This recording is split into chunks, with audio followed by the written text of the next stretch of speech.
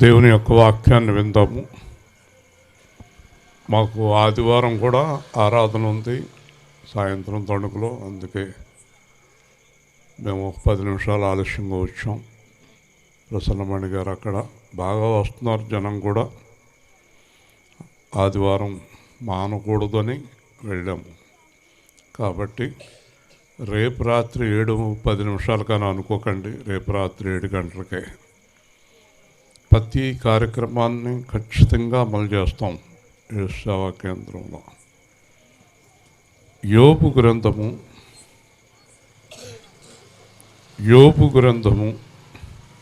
14వ అధ్యాయం 1వ వచనము నుండి 4వ వచనం వరకు చాలా చాలా శ్రద్ధగా జాగ్రత్తగా వినాలి. యోబు గ్రంథము 14వ అధ్యాయం 1వ వచనము నుండి దేవుని వాక్యాన్ని. స్త్రీ కనిన నరుడు కొద్ది దినముల వాడై మిక్కిలి బాధనొందును. పువ్వు వికసించినట్లు వాడు పెరిగి వాడిపోవును. నీడ కనబడకపోవునట్లు వాడు నిలువక పారిపోవును. అట్టి వాని మీద నీవు కనుదృష్టి ఉంచి ఉన్నావు. తీర్పు నందుటకై నన్ను నీ ఎదుటికి రప్పించి ఉన్నావు. పాప సహితునిలో నుండి పాపరహితుడు పుట్టగలిగిన ఎంత మేలు. అలాగున ఎవడనూ పుట్టనేరడు. ఎప్పుడు కూడా బైబిలు చక్కని లోతైన సత్యాలు తెలియజేస్తుంది. ఆయన సత్యాలు గ్రహించడం కష్టం, వివరించడం కష్టం, ధ్యానించడం కష్టం, అర్థం చేసుకోవటం కష్టం.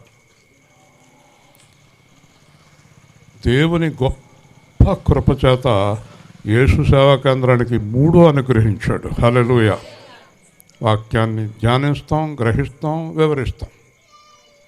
కాబట్టి ఈరోజు కూడా 4-5 ఫోన్ చేసి మధ్యాహ్నం మాట్లాడిన మాటలు వాళ్ళ హృదయానికి ఎంతో సంతోషాన్ని కలుగజేశాయి. శోధన ఎందుకు వస్తుంది? కాబట్టి ఈరోజు మనం చూస్తే యేసుక్రీస్తు గురించి ఆర్ఆర్ మూర్తి గారు ఒక చక్కని మాట చెప్పారు. బైబిల్ గ్రంథంలో ఆదికాండం మొట్టమొదట దేవుని ఆత్మ అల్లాడుచున్నది దగ్గర నుంచి ప్రకటన గ్రంథంలో యేసు త్వరగా రమ్ము అని యోహాన్ రాసిన వరకు ప్రతి మాటలోనే యేసు కనిపిస్తాడు అన్నాడు. హల్లెలూయా. కాబట్టి మనం ఏ వాక్యం ధ్యానం చేసినా దాంట్లో యేసు కనిపిస్తాడు, ఎందుకంటే వాక్యమే యేసు. కాబట్టి ఇదే వాక్యం ధ్యానం చేయాలి. క్రిస్మస్ కన్నా రూల్స్ ఏమి ఉండవు. కొంతమంది అలా పెట్టుకుంటారు. ఒక చోట నన్ను మీటింగ్కి కాకేసినప్పుడు ఎందుకో నా మనసు అంగీకరించడం లేదు. తర్వాత తెలిసింది ఏంటంటే, ఆ చర్చి వాళ్ళని హైదరాబాద్ వాళ్ళు మెయింటైన్ చేస్తారట. ఆ సభల్లోకి వచ్చిన వాళ్ళు పంపించిన వాక్యం చెప్పారట. చూసారండి, దేవుడు ప్రేరేపించిన వాక్యం కాదు, వాళ్ళు పంపించిన వాక్యం. మీరు ఒక ఆశ్చర్యకరమైన విషయాన్ని ఎప్పుడైనా గమనించారో లేదో, మీకు తెలియజేసేదాకా గమనించే అంత శక్తి తక్కువే మీకు. చాలా మందిరాల్లో ఎన్ని సంవత్సరాలైనా ఒకే ఆరాధన గీతం ఉంటుంది. ఒకే ఆరాధన గీతం ఎన్ని సంవత్సరాలైనా ప్రతి ఆదివారం ఒక్క పాటే పాడతారు. యేసు సేవా కేంద్రంలో ప్రతి ఆదివారం కొత్త గీతంతో ఆరాధన చేస్తాం మనం. హల్లెలూయా. రాసుకోం, చూసుకోం, హృదయంలో దేవుడు పెట్టిన దానితో ఆరాధన చేసేస్తాం. ఎందుకంటే మోసపోసినట్టు ఉండకూడదు మన జీవితాలు. ఆచారంలో మునిగిపోకూడదు మనం. అనుదినము ఆయనకి కొత్త కీర్తన పాడండి అన్నాడు. కాబట్టి ఈరోజు మీరు జాగ్రత్తగా వింటే దీంట్లో యేసు ఎక్కడ కనిపిస్తాడు మనకు. యోబు మాట్లాడుతున్నాడు ఈ మాటలు. మొట్టమొదటి మాట ఎంత అద్భుతమైన మాట అంటే, స్త్రీ కనున నరుడు. గుర్తుపెట్టుకోండి, ప్రపంచంలో యేసుక్రీస్తు తప్ప మిగిలిన వారందరూ కూడా భార్యాభర్త భర్తల కలయిక వల్ల మాత్రమే పుట్టినవారు. హల్లెలూయా. కాబట్టి ఏ స్త్రీ అయితే భర్త ద్వారా ఒక కుమారుణ్ణి కందో ఆ నరుడు కొద్ది దినముల గలవాడై, చెప్పండి, కొద్ది దినములు కింద ఇచ్చాడు, కొద్ది ఆయుష్ గలవాడై. కొద్ది అని ఎందుకన్నాడు తెలుసా? దేవుడు ఆదికాండంలో చూస్తే 1000 ఏళ్ళ ఆయుష్ ఇచ్చాడు, తర్వాత 120 ఏళ్ళు చేశాడు. ప్రస్తుతం ఉన్న ఆయుష్ 120, కానీ ఇప్పుడు లేదు, 60, 70, 30, 20.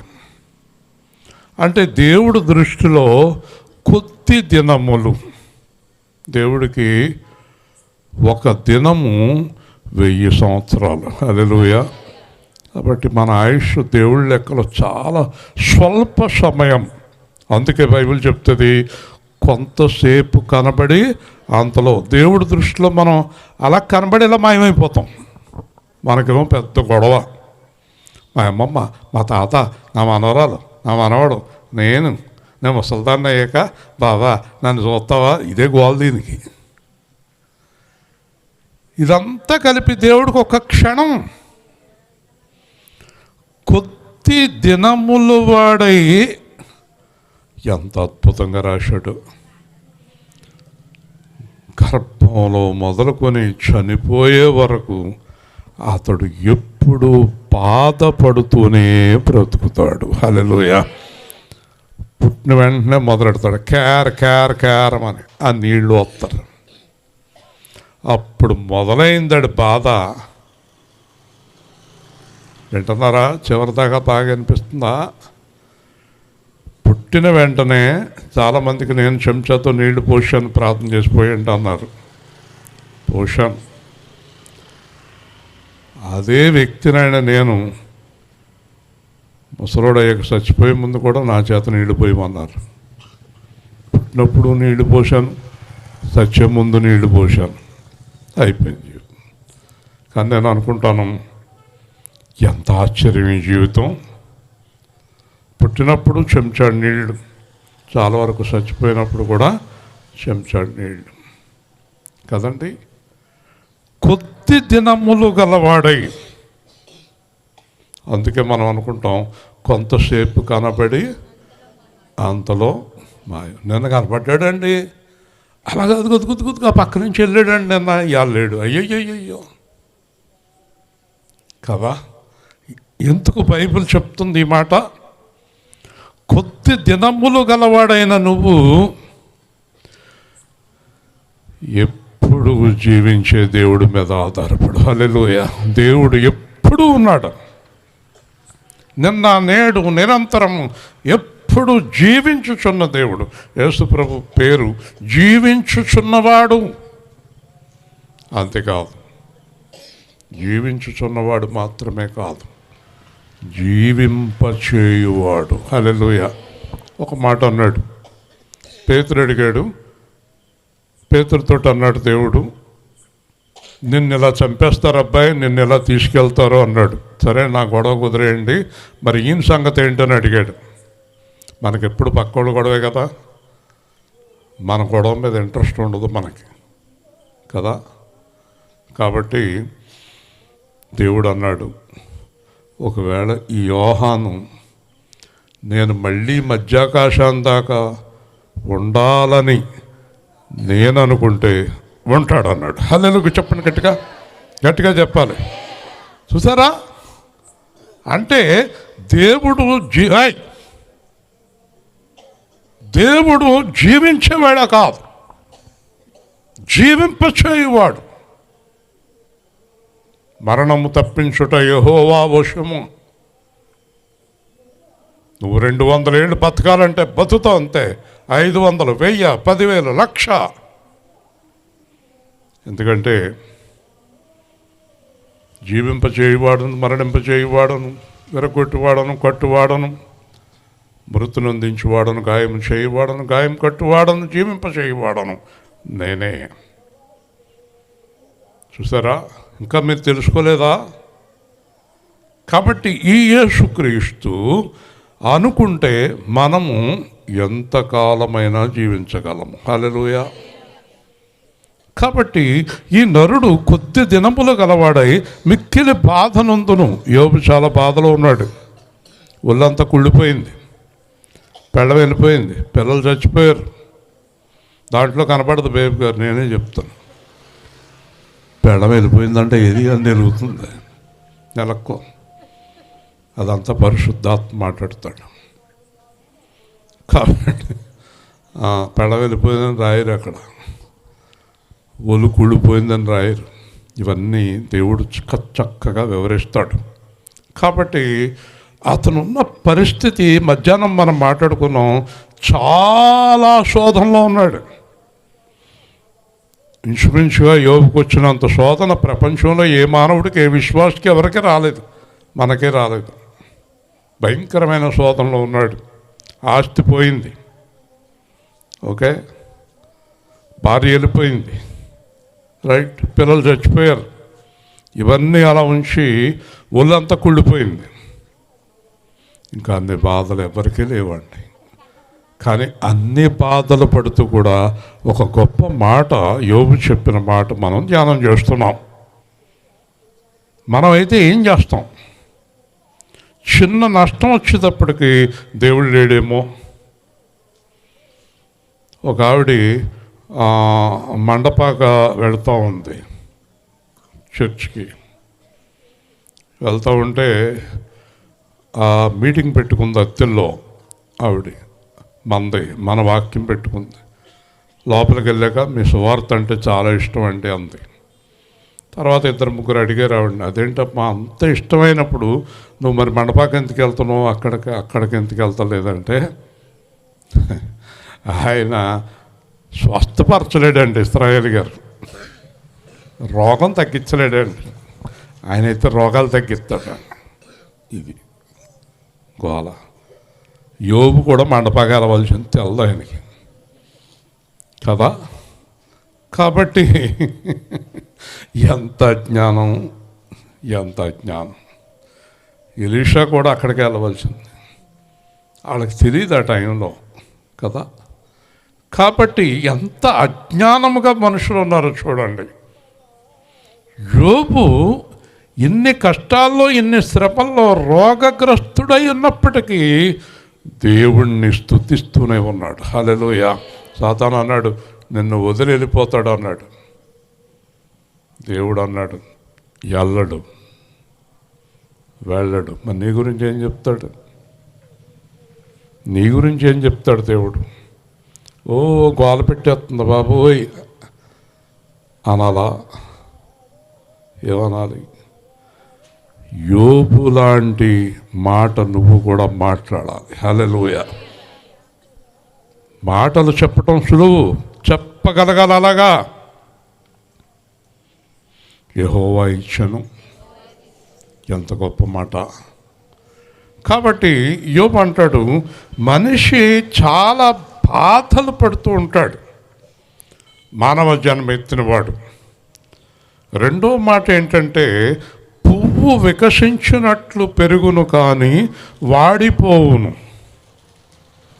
పువ్వు చక్కగా ఉంటుంది, పొద్దున్న సాయంత్రానికి ముడుచుకుంటుంది. కొంతమంది మూతి ముడుచుకుంటారు అలాగా కదా. కొంతమంది ఒకసారి నవ్వుతూ కూర్చుంటారు, ఒకసారి ముడుచుకుని కూర్చుంటారు కదండి. ఎందుకంటే సంతోషంగా ఉన్నప్పుడేమో ముఖం ఇలాగ ఉంటుంది, లోపల ఏదైనా తేడా అవుతే ఇలా ఉంటుంది, శుంచు ముఖంలా పెడుతుంది. చూడలేము ఆ ముఖం, ఎవరి ముఖం ఎలాగున్నా నా ముఖం మాత్రం ఎప్పుడు నవ్వుతూనే ఉండాలి మీకోసం, అంతేనా?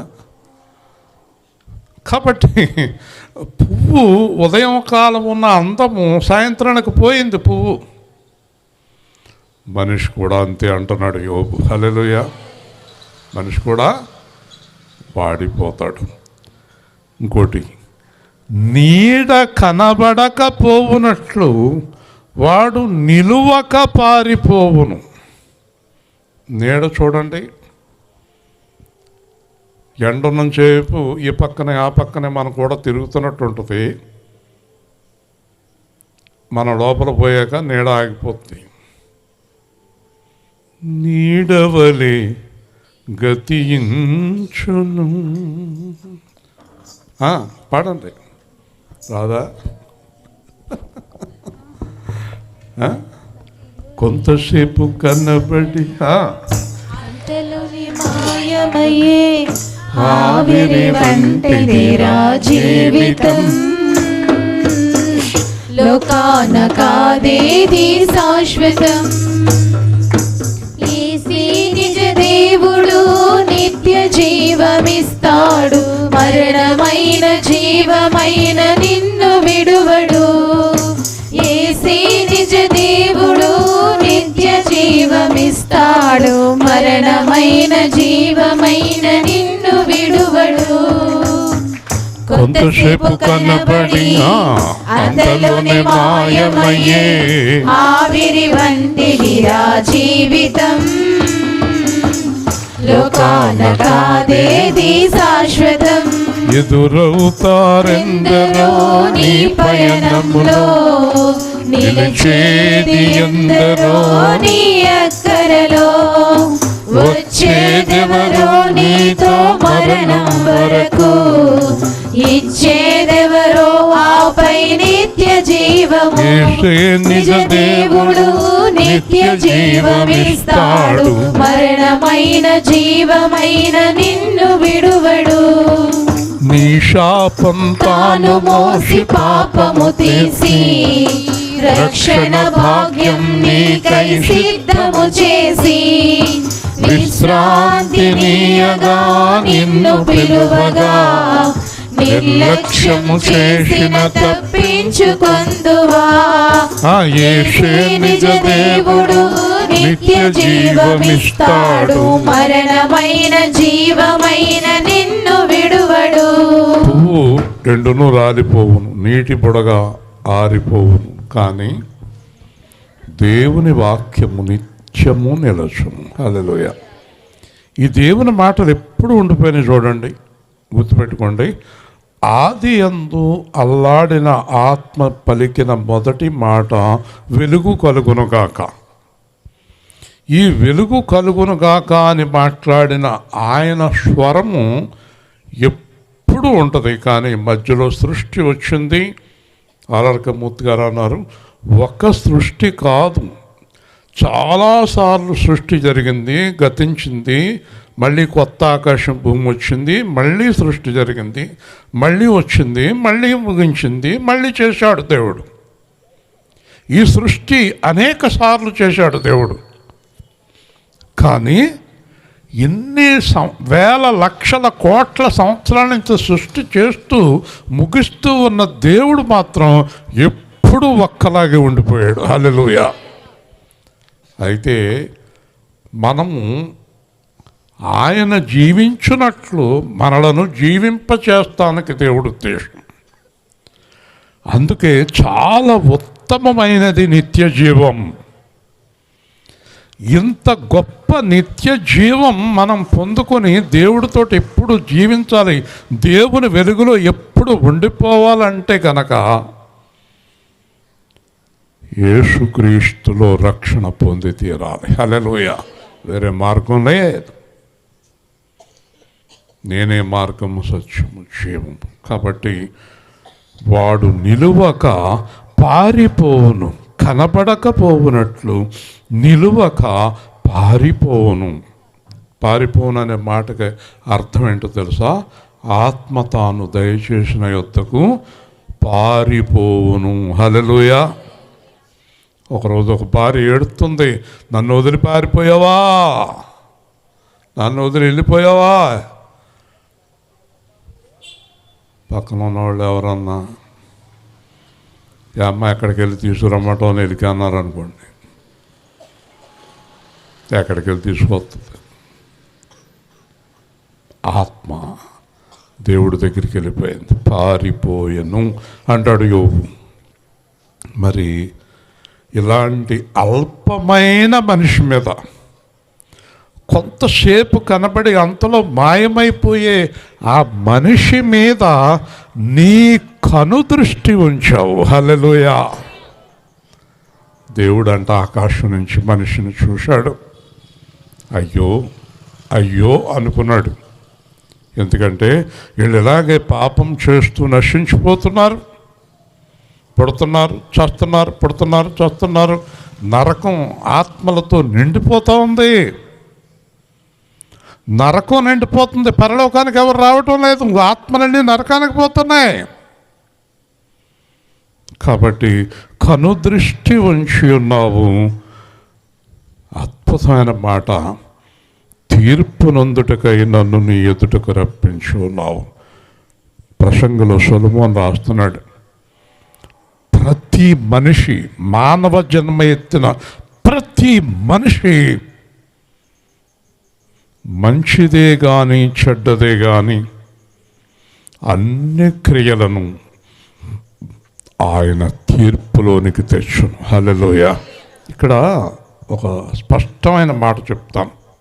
ఇక్కడ నువ్వు అన్యాయం చేస్తున్నావు, తప్పించుకుంటున్నావు. అబద్ధం ఆడుతున్నావు, తప్పించుకుంటున్నావు. పాపం చేస్తున్నావు, తప్పించుకుంటున్నావు. లంచం ఇస్తున్నావు, తప్పించుకుంటున్నావు. అలా కాదమ్మా, నేను కాదమ్మా అంటున్నావు, తప్పించుకుంటున్నావు.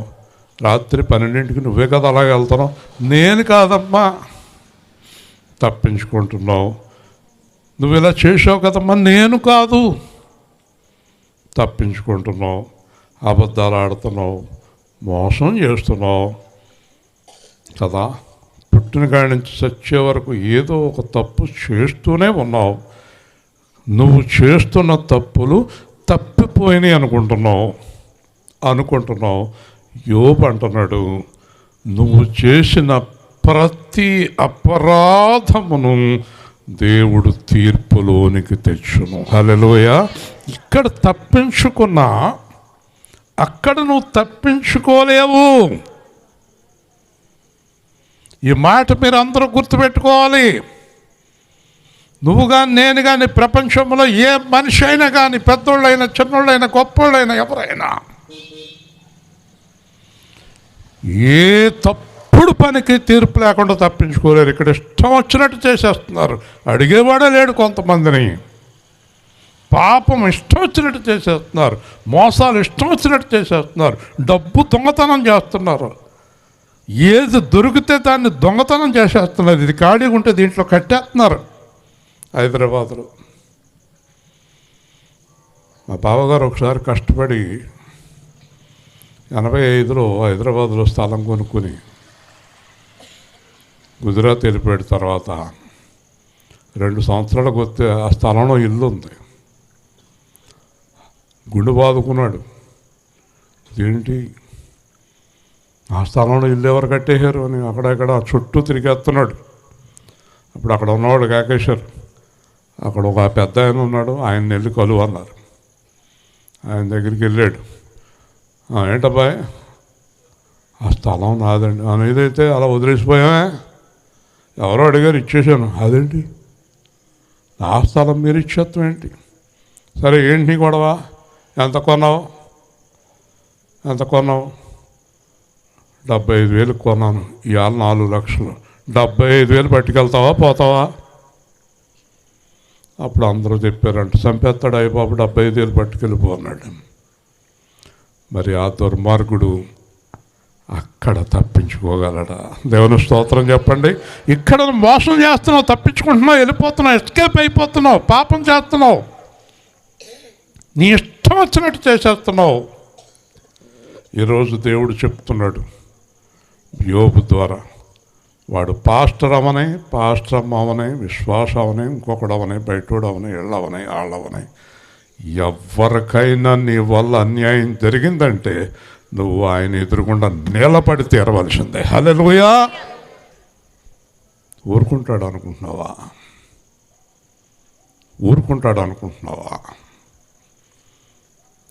ఊరుకోడు, ఎవరిని ఊరుకోడు. ప్రతి అంశమును ఆయన తీర్పులోనికి తెచ్చును. చాలా చోట్ల రాశాడు ఇది. మొన్న ప్రవీణ్ అంటున్నాడు, అతను తణుకు మీటింగ్లో ఏమంటున్నాడు తెలుసా? పరిశుద్ధుడిగా ఉండని, పాపాత్ముడిగా ఉండని వారికి సిద్ధపరిచిన జీతము నా దగ్గర సిద్ధముగా ఉన్నది. హల్లెలూయా. ఈ మాట ఇతను చెప్తున్నాడని ఆశ్చర్యపోయింది నేను. కాబట్టి ఎవ్వరు తప్పించుకోలేరన్న విషయం అందరికీ తెలుసు. ఒకవేళ అబద్ధమాడి మోసం చేసి సంఘాలు కట్టినా, ప్రార్థన చేసినా, నా గురించి నాకు తెలిసినా, కప్పేసుకుని నేనేదో గొప్పలాగా మీ ముందు నటించినా, మీరు నమ్మినా, ఏం జరిగినా, ఎంత నాటకం ఆడినా, ఏం చేసినా, you must go for judgement. దీంట్లో నుంచి ప్రపంచంలో మానవ జన్మెత్తినోడు ఎవ్వడో తీర్పుల నుంచి తప్పించుకోలేడు. హల్లెలూయా. కాబట్టి యేసుక్రీస్తునందున్న వారికి ఏ శిక్షా విధి లేదు. హల్లెలూయా చెప్పండి గట్టిగా, రెండు చేతులు దేవుని స్తోత్రం చెప్పండి. ఎంత గొప్ప రక్షణ అండి!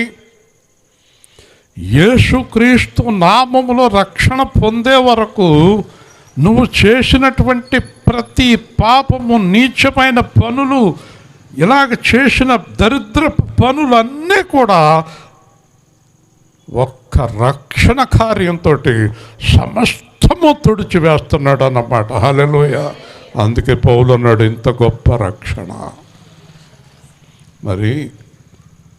మరి క్రీస్తులో ఉన్నవారికి శిక్ష లేదు కదా. క్రీస్తులో ఉన్నవారికి శిక్ష లేనప్పుడు క్రీస్తులో ఉన్నవారు ఏం చేయకూడదు? గట్టిగా చెప్పాలి, క్రీస్తులాగే జీవించాలి. ఎందుకంటే మనకు తెలుసు, బైబిల్ చదివాం, పాపం చేసిన వాళ్ళకి శిక్షలేంటో తెలుసు, అవన్నీ రాయబడినాయి. అబద్ధం ఆడితే ఏ శిక్ష, లంచం తీసుకుంటే ఏ శిక్ష, అప్పులు ఎగ్గొడితే ఏ శిక్ష, మాట తప్పితే ఏ శిక్ష, వ్యభిచారం చేస్తే ఏ శిక్ష, ఎదుటి వాళ్ళని తప్పును సమర్థింతే ఏ శిక్ష. అందుకే చాలాసార్లు చెప్పాను, మీ తప్పు చేసేవాడి కన్నా తప్పును సమర్థించేవాడికి ఎక్కువ శిక్ష. నేను నిద్రపోతున్నానని చెప్పు అనేవాడికంటే నిద్రపోతున్నాడని చెప్పేదానికి ఎక్కువ శిక్ష. ఏది తప్పించుకోలేవు. యేసు ప్రభువు అంటాడు, నీ నోటి మాటను బట్టి నీకు తీర్పు తీర్చబడుతుంది. హల్లెలూయా. నోరు జాగ్రత్త. ఎవరు అబద్ధాలు ఆడాలన్నా అనమన్నారని నువ్వు అబద్ధాలు ఆడేకు, నీకే ఎక్కువ శిక్ష. ఆడమన్నవాడి కన్నా ఆడిన దానికే ఎక్కువ శిక్ష. కాబట్టి క్రీస్తు యేసునందున్న వారికి చెప్పాలి, ఏ శిక్షా విధియు లేదు. కనుక ఇంకా పాపము చేయవద్దు. గతమును మరచి పరమును తలచి యేసులో సాగవే మనసా. ప్రభు యేసులో సాగవే మనసా. గతమును మరచి పరమును తలచి యేసులో సాగవే మనసా. ప్రభు యేసులో సాగవే మనసా. మలినములన్నీ తుడిచివేసి నూతన వస్త్రము ధరింపచేసి నీ పాపమును సమాధి చేసెను. తన విశ్రాంతిని నీకు ఇచ్చెను. గతమును మరచి పరమును తలచి యేసులో సాగవే మనసా. ప్రభు యేసులో సాగవే మనసా. ఆయన మార్గము సత్యము నిత్య జీవా సౌభాగ్యము. ఈ లోకము అంతా నటనము యథార్థము. పరము ఒకటే.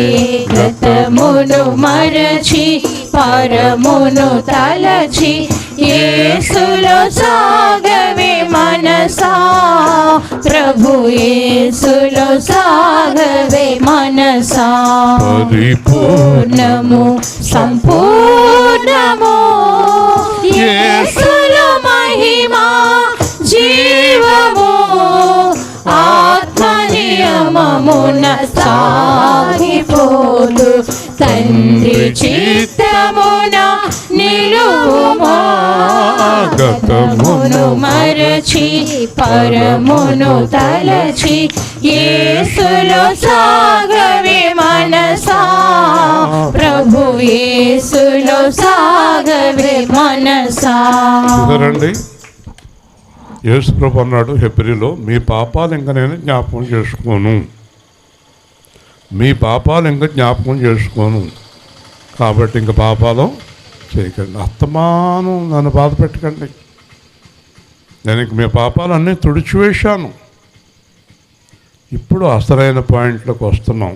యోబు గారు ఆ రోజున అంటాడు, పాప సహితునిలో నుండి, చాలా జాగ్రత్తగా వినకపోతే అర్థం అవుతుంది, పాప సహితునిలో నుండి పాపరహితుడు పుట్టగలిగిన ఎంత మేలు, అలాగున ఎవడును పుట్టనేరడు.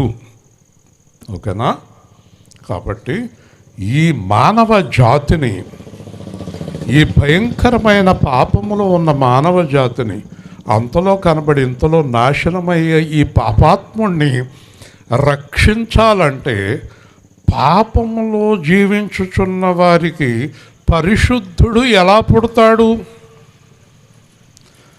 పాపములో ఉన్న వారి జీవితంలో పరిశుద్ధుడు ఎలా వస్తాడు? ఒకవేళ వస్తే చాలా మంచిది, కానీ అలాగ ఎవరు వస్తారు?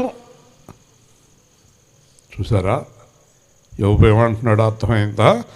ఈ పాపాత్ములందరినీ విడుదల చేయాలంటే ఈ పాప రక్తము నుండి పరిశుద్ధ రక్తము ద్వారా ప్రోక్షించి ఈ పాపాత్ముని విడుదల చేసి పాతాళం నుంచి, నరకము నుంచి, అపవాది నుంచి, లోకము నుంచి విడుదల చేయాలంటే పాపము లేనివాడు కావాలి. పాపము లేనివాడు ఎవరికి పుడతాడు, ఎలా పుడతాడు అన్నాడు. కాబట్టి ఇక్కడ మనకి మత్తయి సువార్త చూస్తే మనకి దేవుడు ఆ యోబు మాటకి సమాధానం ఇక్కడ ఉన్నది.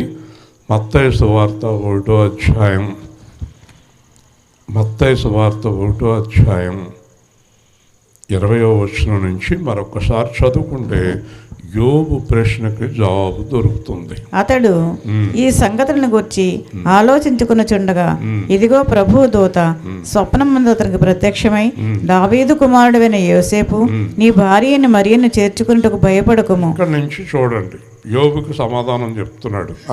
ఆమె గర్భము ధరించినది పరిశుద్ధాత్మ హల్లెలూయా. పాపాత్ముడు వలన కాదు ఆమె గర్భము ధరించింది, పరిశుద్ధాత్మ వలన గర్భము ధరించినది. ఆమె యొక్క కుమారుని కనును, తన కుమారుడు పుడతాడు. యోబు అడుగుతున్నాడు ఎవరు పుడతారని. కుమారుడు పుడతాడు. తన ప్రజలను వారి పాపముల నుండి ఆయనే రక్షించును. అందరూ గట్టిగా రెండు చేతులు ఎత్తి దేవుని స్తోత్రం చెప్పారు. అదిగో ఆ రోజు యోబు ప్రశ్నకి సమాధానం వచ్చేసింది. తన ప్రజల పాపము నుండి ఆయనే రక్షించును గనుక ఆయనకు యేసు అని పేరు పెట్టుదురు. కాబట్టి అర్థమైందా?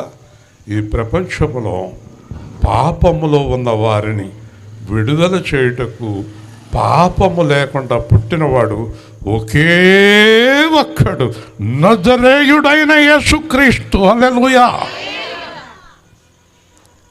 ఇప్పుడు ఎంత గొప్ప రక్షకుణ్ణి కలిగి ఉన్న మనం అసలు పాపం చేయాలనే తలంపు కూడా మనకు రాకూడదు కదండి. అసలు ఆలోచన కూడా రాకూడదు కదా. అబద్ధం ఆడదాం, మోసం చేద్దాం, ఎగ్గొడతాం, అలా చేద్దాం, ఇలా చేద్దాం, ఇలా చేద్దాం, అలా చేద్దాం. కానీ ఎలాంటి ఆలోచన రావాలో తెలుసా? యేసు ప్రభువులో పుట్టిన మనకు రావాల్సిన ఆలోచన ఏంటో తెలుసా? చచ్చిపోదాం కానీ పాపం చేయొద్దన్న ఆలోచన రావాలి. హల్లెలూయా. చచ్చిపోదాం నీతి కొరకు, ఆకలి దప్పులు గలవారు పరలోక రాజ్యం. అలాంటి నిర్ణయానికి రండి. అప్పుడే యేసు పుడతాడు. యేసు పుట్టాను హల్లెలూయా, కేకు కోశాను హల్లెలూయా, గల్లెలూయా అంటే పుట్టడు అలాగా కేకులు కోసుకుని తందనాలాడి గంతులేసి అలా పుట్టడు యేసు. పాపరహితుడు వచ్చాడు. భయంకరమైన పాపములు మునిగిపోయిన లోకముల నుంచి పాపము లేనివాడు ఉద్భవించాడు. హల్లెలూయా. ఎందుకు వచ్చాడమ్మా? చనిపోవడానికి. ఎవరి కోసం? పాపం చేసిన వారి కోసం. కాబట్టి ఒక్కసారి మీ హృదయంలో ఆలోచించుకోండి, ఎంత గొప్ప రక్షణ పొందిన మనం. ఏంటి పాపం ఎందుకు చేస్తున్నాం మళ్ళీని? అసలు ఆ తలంపులేంటి? ఆ డబ్బు పిచ్చి ఏంటి? ఆ లోకం పిచ్చి ఏంటి? ఆ తిండి పిచ్చి ఏంటి?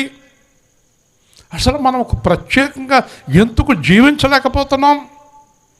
ఈరోజు ఒకసారి ఆలోచించండి. మనం కూడా అందరిలాగే జీవించినప్పుడు రక్షకుడు మనలో ఉన్నట్టా లేనట్టా? మనం అందరిలాగా జీవించినప్పుడు ప్రశ్నిస్తున్నాను, చెప్పండి. మనం కూడా అందరిలాగా జీవించినప్పుడు రక్షకుడు మనలో ఉన్నట్టా లేనట్టా? లేనట్టే.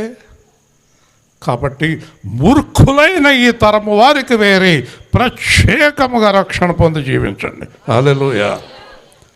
ఇప్పుడు పాపం చేసేవాడు, అబద్ధం చేసేవాడు, మోసం చేసేవాడికి బైబిల్ పెట్టిన పేరేంటి? ఇప్పుడుగా చెప్పాను, మూర్ఖుడు. జ్ఞానం గలవాడు ఏం చేయడు? నోరు తెరు. జ్ఞానం గలవాడు పాపం చేయడు. మూర్ఖులైన వారు పాపం చేస్తున్నారు. ఒకడు తాగుతున్నాడు, ఈ తాగుపోతాడు మూర్ఖుడు. ఈ వ్యభిచారి మూర్ఖుడు. ఈ దొంగతనం చేసేవాడు మూర్ఖుడు. ఆళ్ళది ఏళ్ళది అక్రంగా లాక్కునేవాడు మూర్ఖుడు.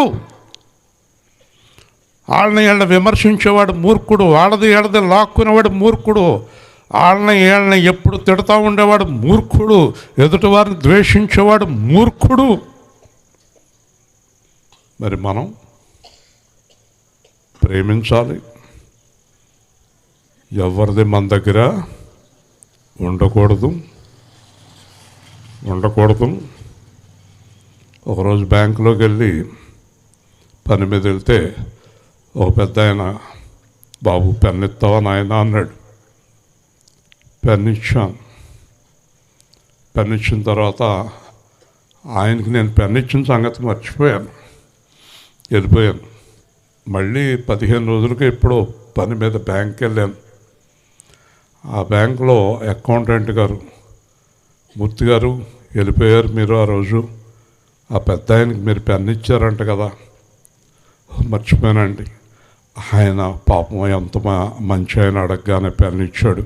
మళ్ళీ ఆయన వచ్చినప్పుడు ఆయన పెన్ ఆయనకి ఇచ్చేయండి బాబు అని ఆ పెన్ ఆయనకి ఇచ్చేలేడంట. గట్టిగా దేవుని స్తోత్రం చెప్పండి. ఎవరండి ఈ రోజుల్లో? పెన్ అండి, అంత పోసేసి 5 రూపాయల పెన్, అది బాల్ పెన్. కానీ ఆ పెద్ద ఆయన ఆ పెన్ను తీసుకోలేదు, జేబులో పెట్టుకుని వెళ్ళలేదు. కొంతమంది మన పెన్ను జేబులో పెట్టుకెళ్ళిపోతా, ఎవండి అంటే మీద మర్చిపోయింది తీసుకోండి. ఊరి దొంగ నా కొడక. ఇంకా అంతకన్నా ఏముంటుంది బిరిదాడకే? ఎంకమ్మా ముసుకెలా పెట్టుకుంటున్నావు ఏంటి? ఏం దొంగ పనులు ఇవి? ఎందుకు తీసుకుంటున్నావు అక్కడ వస్తువు?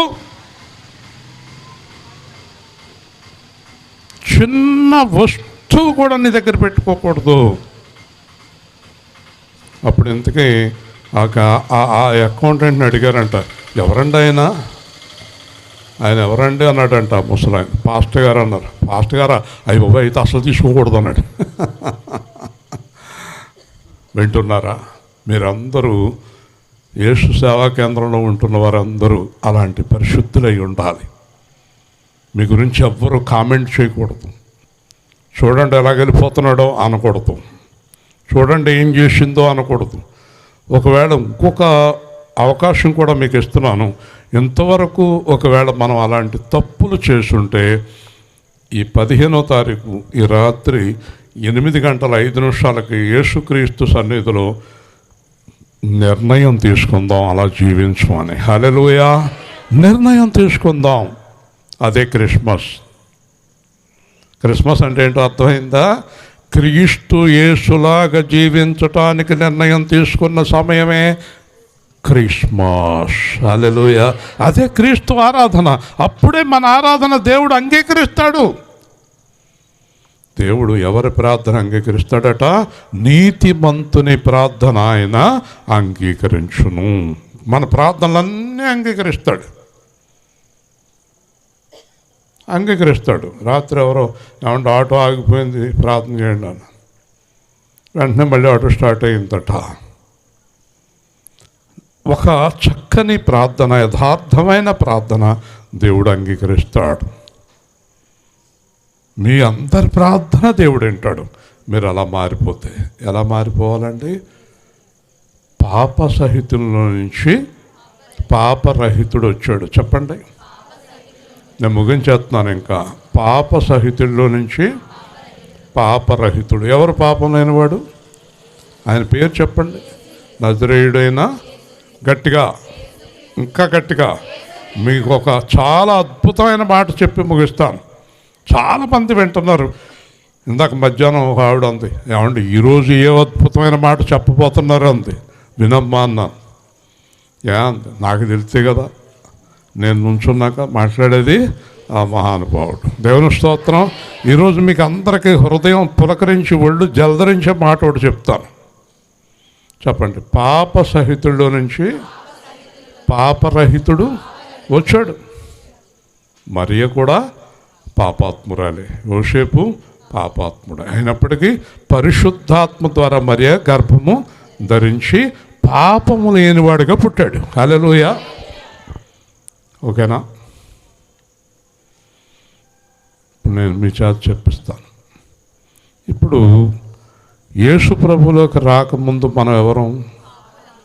పాప సహితులం.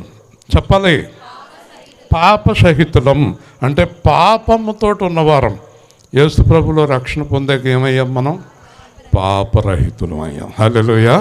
ఇప్పుడు మన పేరేంటి? పౌలు రాస్తున్నాడు, ఆసియాలోనున్న కొరింథీలోనున్న పరిశుద్ధులకు రాయినది. హల్లెలూయా. ఇప్పుడు మనం దేవుడి చేత ఏమని పిలువబడుతున్నాం? పరిశుద్ధులు. ఎవరిని బట్టి? యేసుని బట్టి. ఇప్పుడు మీరు పాప సహితుల్లో నుంచి పుట్టారా, పాపరహితుల్లో నుంచి పుట్టారా? గట్టిగా, ఎవరిలోంచి పుట్టారు మీరు? నన్ను కొన్నవాడావు, నా వరుడవు నీవే, నన్ను రక్షించినావే, కృప వెంబడి కృపతో నన్ను బలపరచితివే,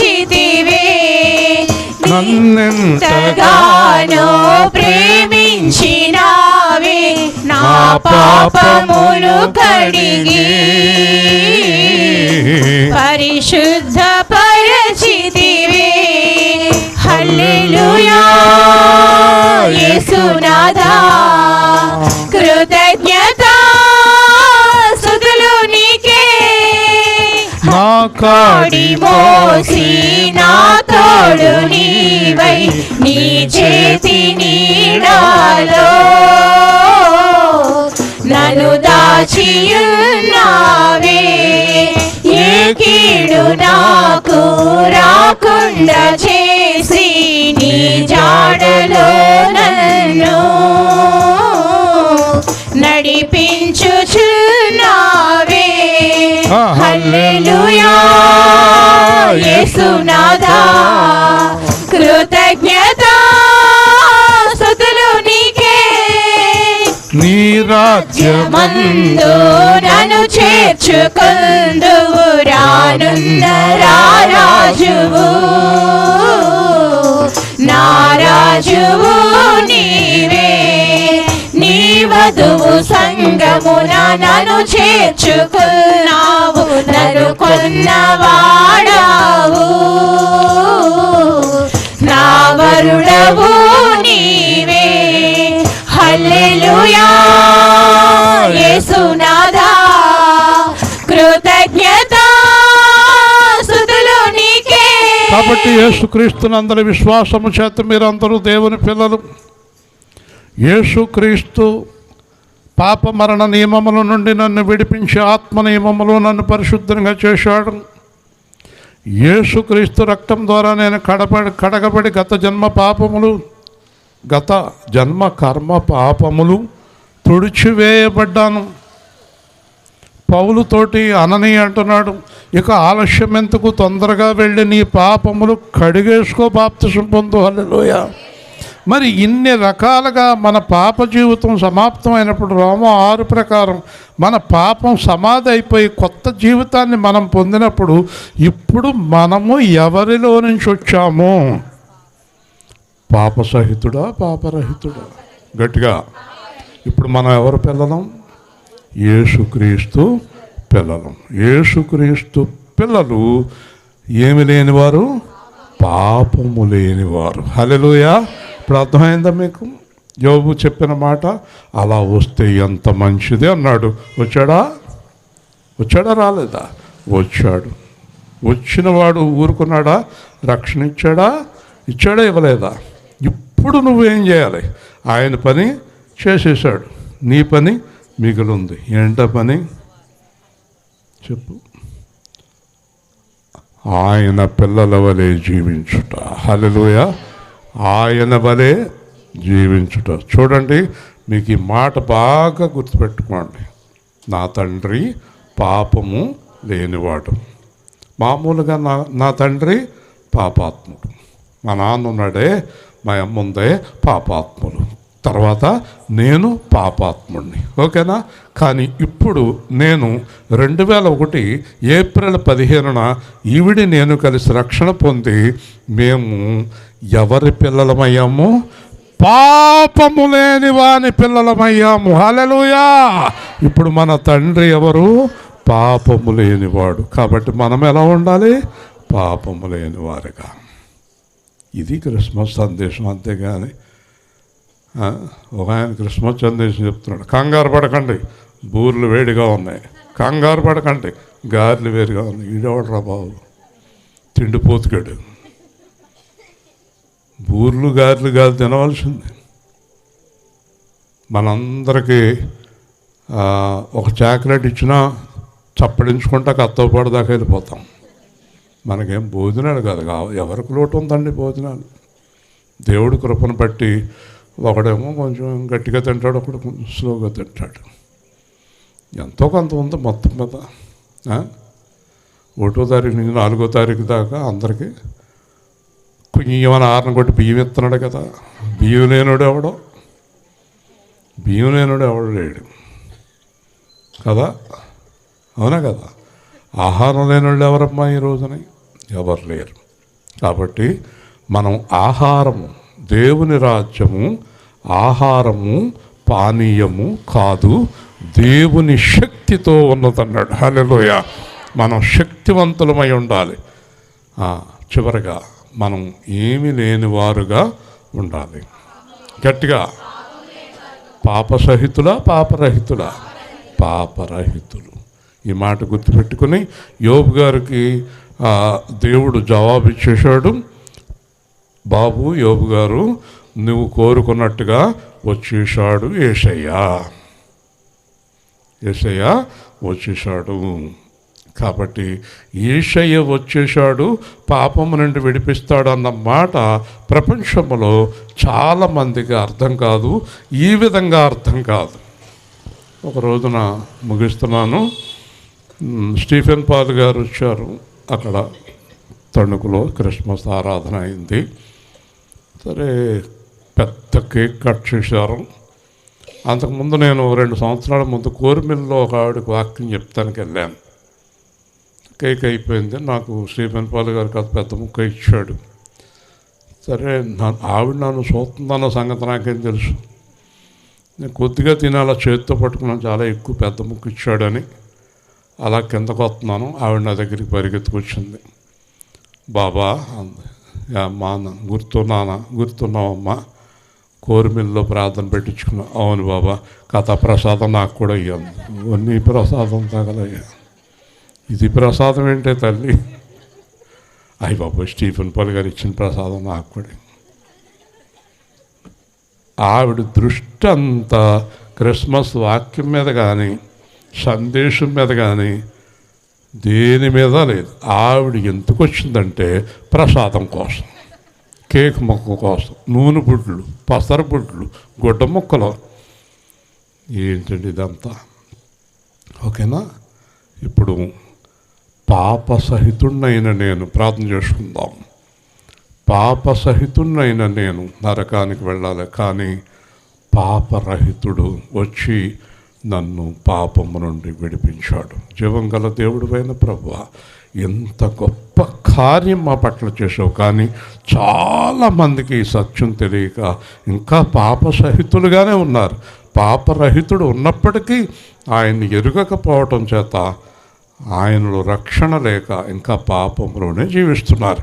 కాబట్టి క్రిస్మస్ సందర్భంగా అనేక మందిని పాపంలోంచి విడుదల పొంది పరిశుద్ధులుగా ఏ కృప అనుగ్రహించమని, ముఖ్యంగా ఈరోజు రాజు అతని భార్యను, అతని కుమారుణ్ణి, చంటి బిడ్డ కుమార్తెను, అలాగే తల్లిదండ్రులను, అటువైపు ఇటువైపు ఉన్న తల్లిదండ్రులను, అన్నదమ్ములను, బంధువులను, స్నేహితులను, సంఘమును ఈ కార్యక్రమాన్ని దీవించి నీవు మాకు ఇచ్చిన సందేశాన్ని బట్టి స్తుతులు అర్పిస్తూ మిగిలి ఉన్న కార్యక్రమం జాగ్రత్తగా ముగించుకుని అందరూ క్షేమంగా వెళ్ళి తిరిగి మరలా రేపు కలుసుకునే కృపదాయి చేయమని యేసుక్రీస్తు నామములో ప్రార్థిస్తున్నాము తండ్రి, ఆమేన్. రేపు రాత్రి మన గుంతాడు దగ్గర స్కూల్ ఉంది. స్కూల్ దగ్గర మరి